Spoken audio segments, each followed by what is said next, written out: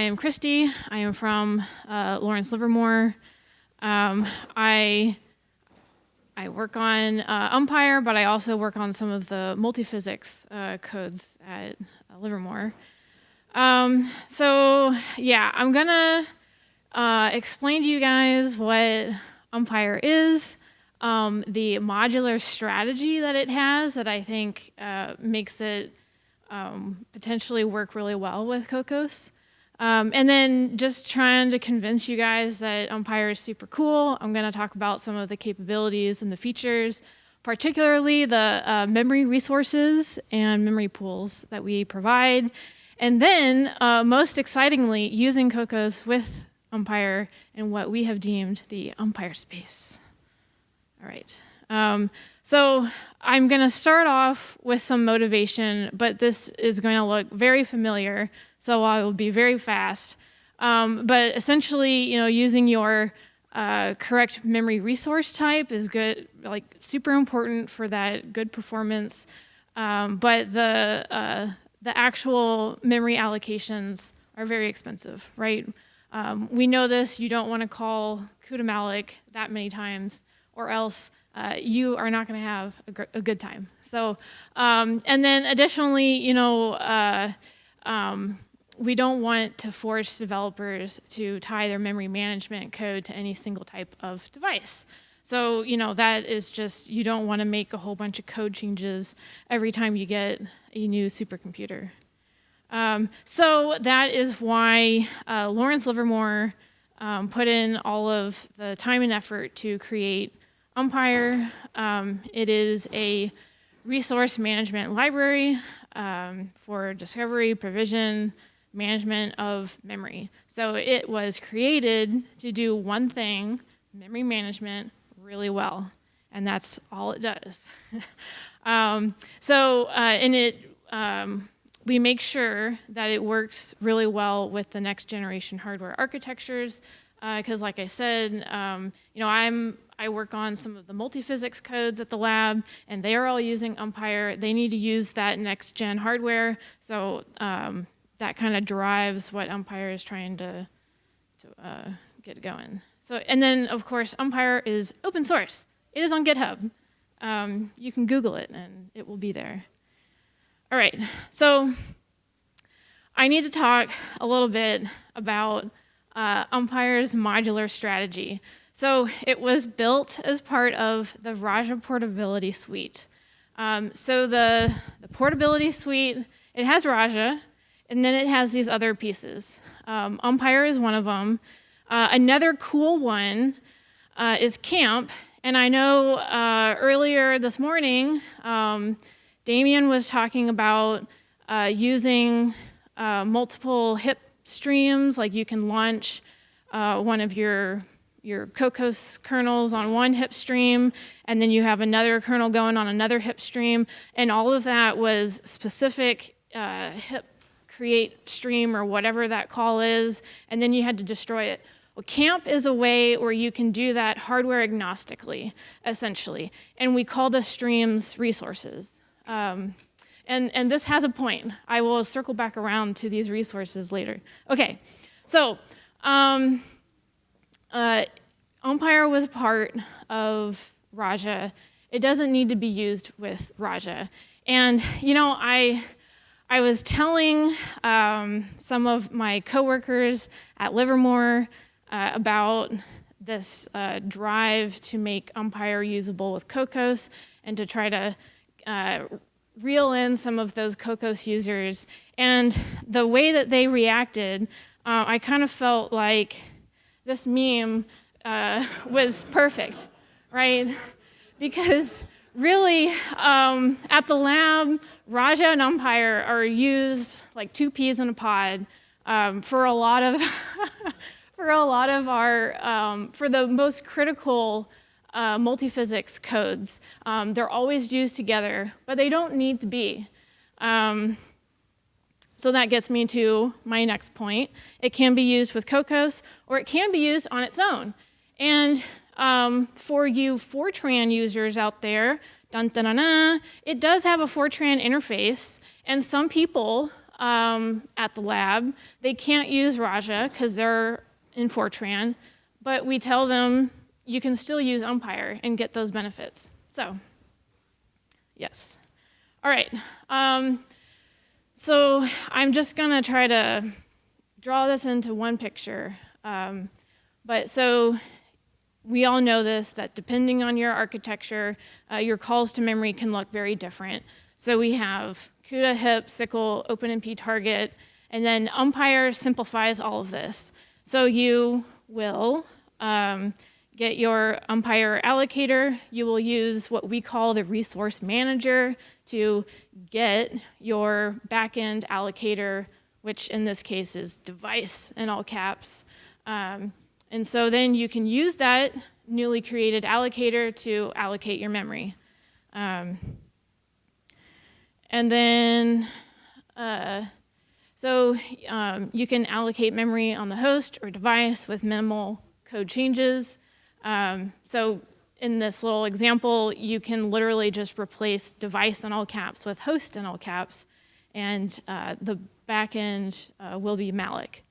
And then these are not the only two types. We have pinned, we have unified memory, and then we also have support for IPC shared memory. So, let's say you have a lot of read-only data and you're using MPI, so you got lots of nodes, but you don't want to have that memory on every single node. You just want to share it between your nodes. You can use IPC shared memory.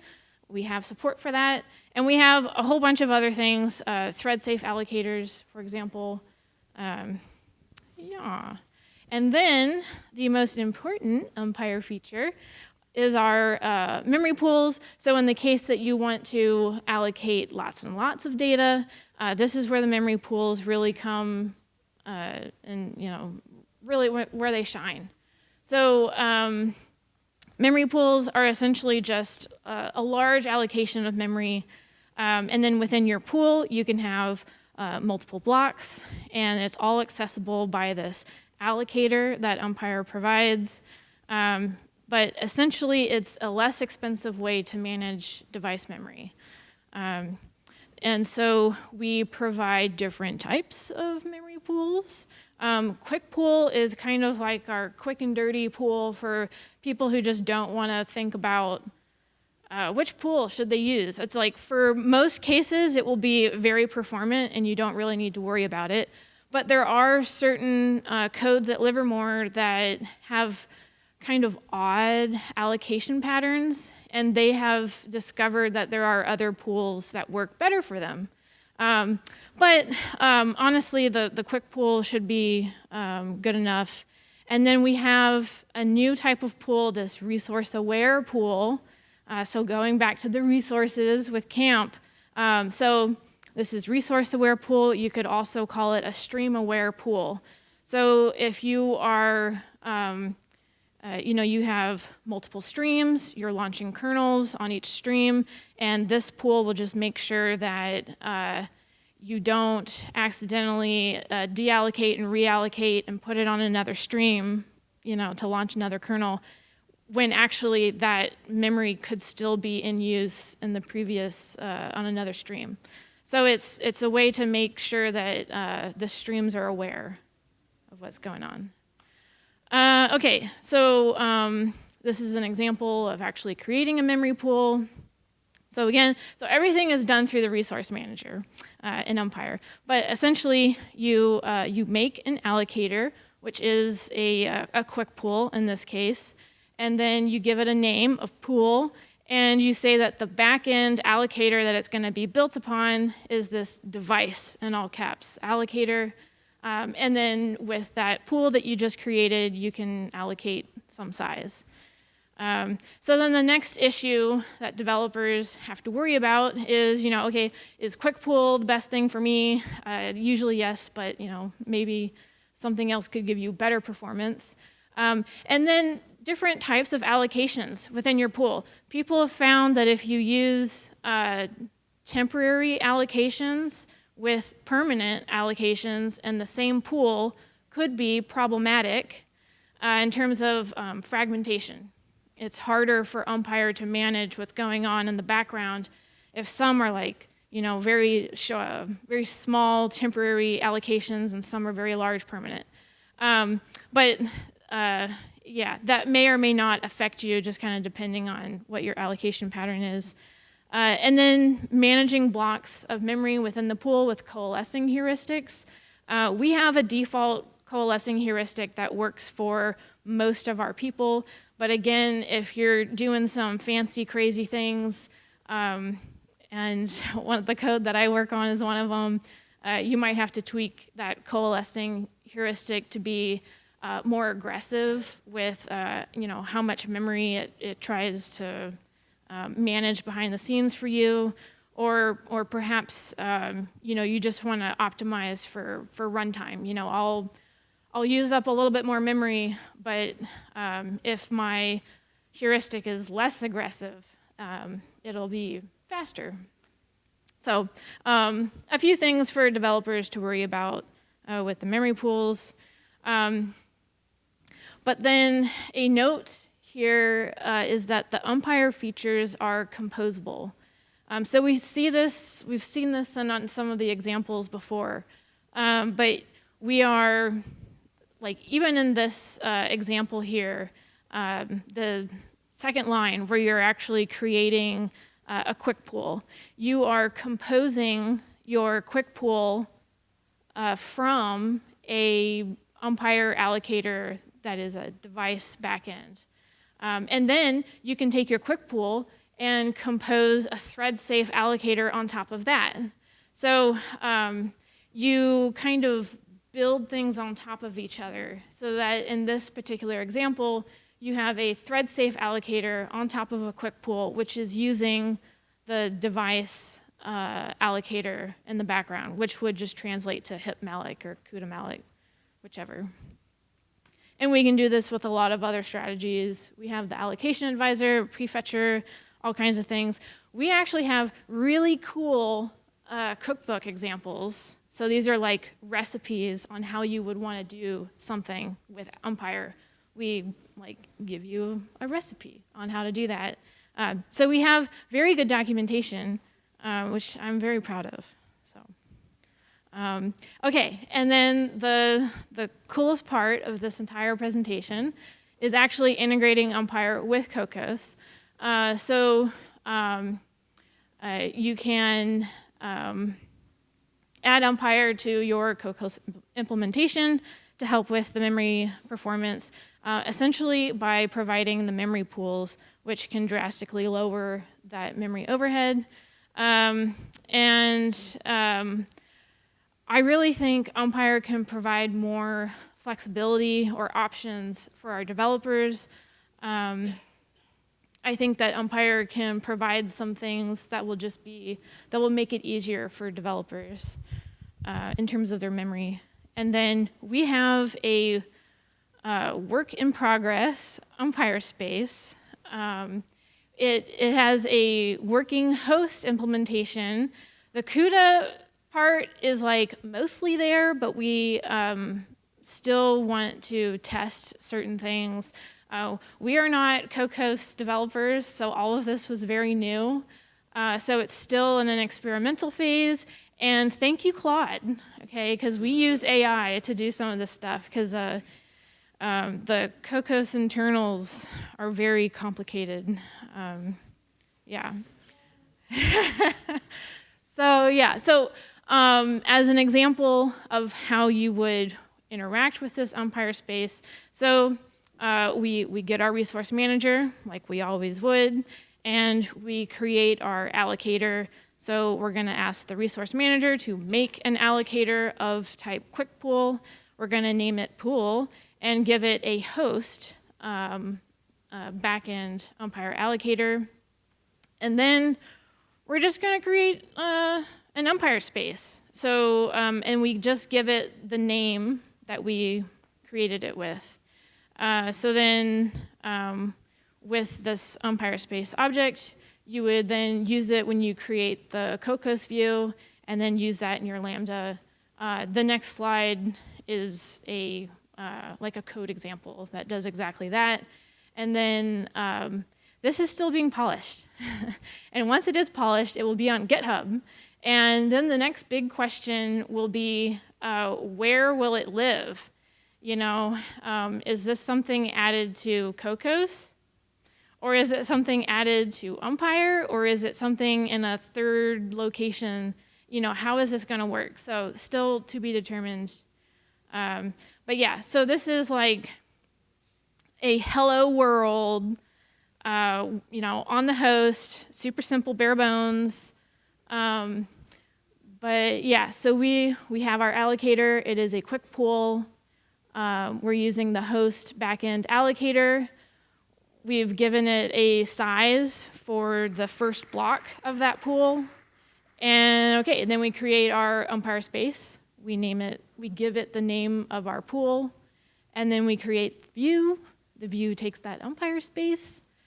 There's some other stuff there that probably makes sense to people who do Kokkos a bunch. And then, okay, I am RAJA, you know, so RAJA makes sense to me. But, and yeah, and then we're just very simple. We have a parallel 4. We're just going to write to it to make sure that this actually works. And then we print it out, and we see that, you know, things have changed. Yay! So this is our very simple, bare bones, you know, proof of concept. And then from here, we'll be working on this. We know that a lot of people want this to work. So that will, yeah, that'll be what we want to do. So with that, I will take questions. There is our GitHub URL, and email us questions. And yeah.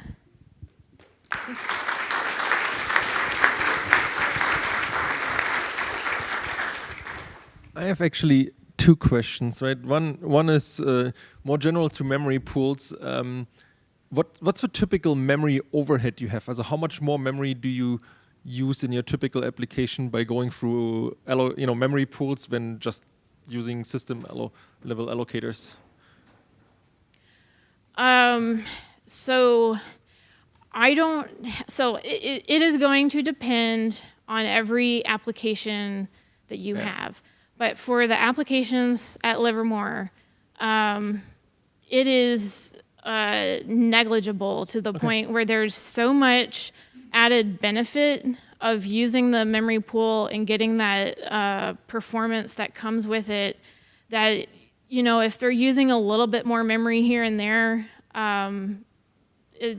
it doesn't matter to them.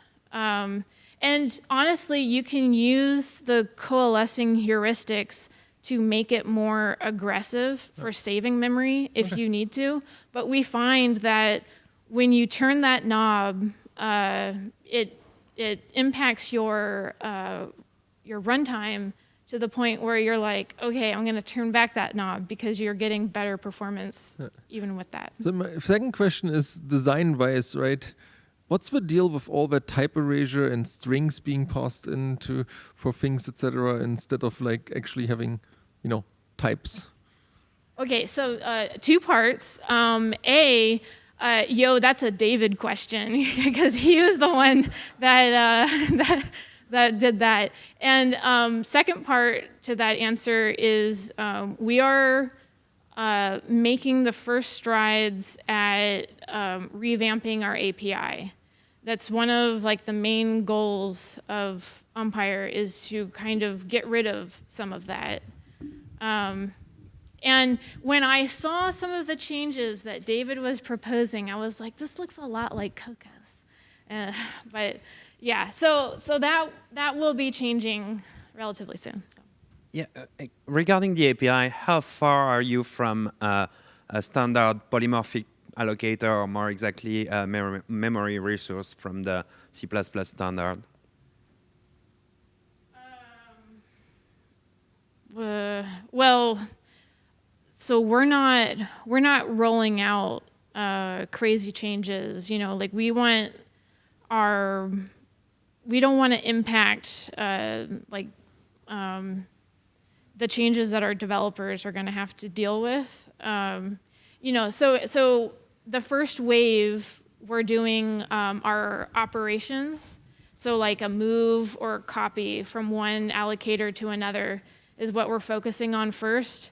And we kind of use some more of the C++. It's more C++y, as you know. Yeah.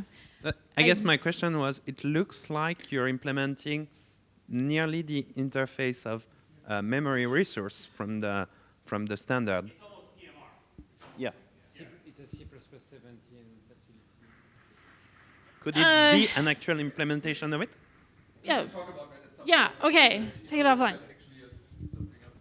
Oh, sorry. You need this. Do you want your computer? Hey, one more question. How do you manage the memory very well? Sorry. Can you say that again?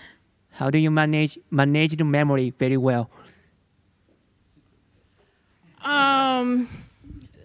It is a crazy thing. So just quick pool, for example, there is an unordered map of used blocks, and then there's an unordered map of free blocks, and then and they go from one map to another depending on queries. I mean, it's crazy. I'm getting down this rabbit hole, but. This is quick pull in particular, but there's an implementation that uses maps, unordered maps, to keep track of free versus used blocks of memory. And yeah, but we can discuss. I feel like I'm running out of time. Thank you very much.